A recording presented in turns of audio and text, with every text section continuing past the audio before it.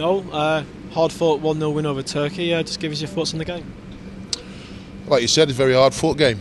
I thought we started a little bit hesitancy in the first 5-10 minutes. And once we found our footing, got our footing in the game, I thought, we looked like we were going to score.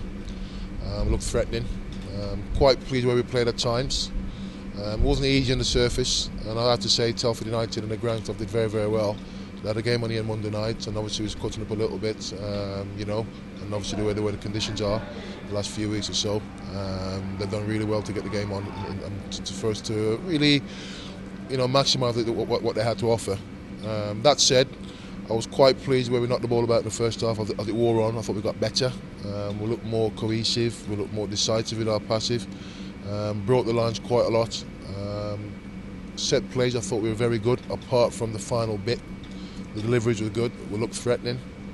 And that was the first half, and obviously a good goal from Callum. But if I'm honest, I'm disappointed we didn't get more. I thought we should have had at least another 2 goals, from my observation. Yeah, they were a physical side. Drew a lot of fouls, the likes of Redmond, Potts and Redmond.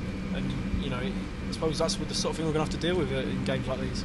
Yeah, I mean, it's part and parcel of international football sometimes. People feel like we're trying to spoil the game and what have you, and not be afraid to, be cynical, from time to time. But again, this is what the learning curve is for our young players. They've got to play these games, they've got to play these sort of tournaments and what have you.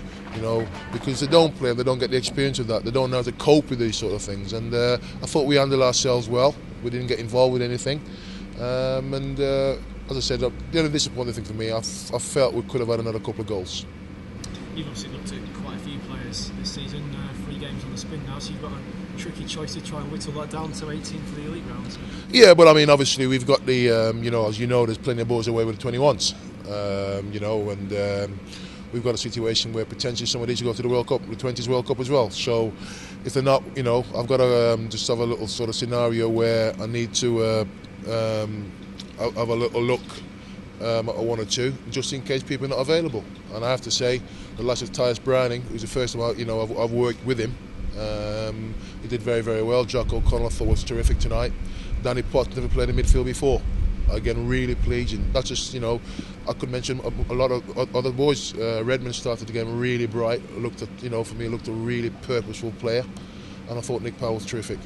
I thought he was terrific, Nick Powell, all night. It's a shame he didn't get the goal in the end that he deserved. Yeah, and, again, I just said to him there, it's a set play. And that's some of the past set play this evening, Penalties are set play, we didn't take it. Credit to their keeper, I suppose he saved it.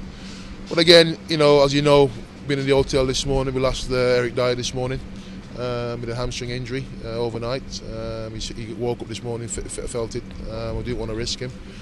We've lost the centre forward out in the squad, Hawk Pond and Forrester and Samuel, they had to withdraw. So we lost 3 number 9s, if you like, and then obviously we're losing the captain John Lundstrom as well.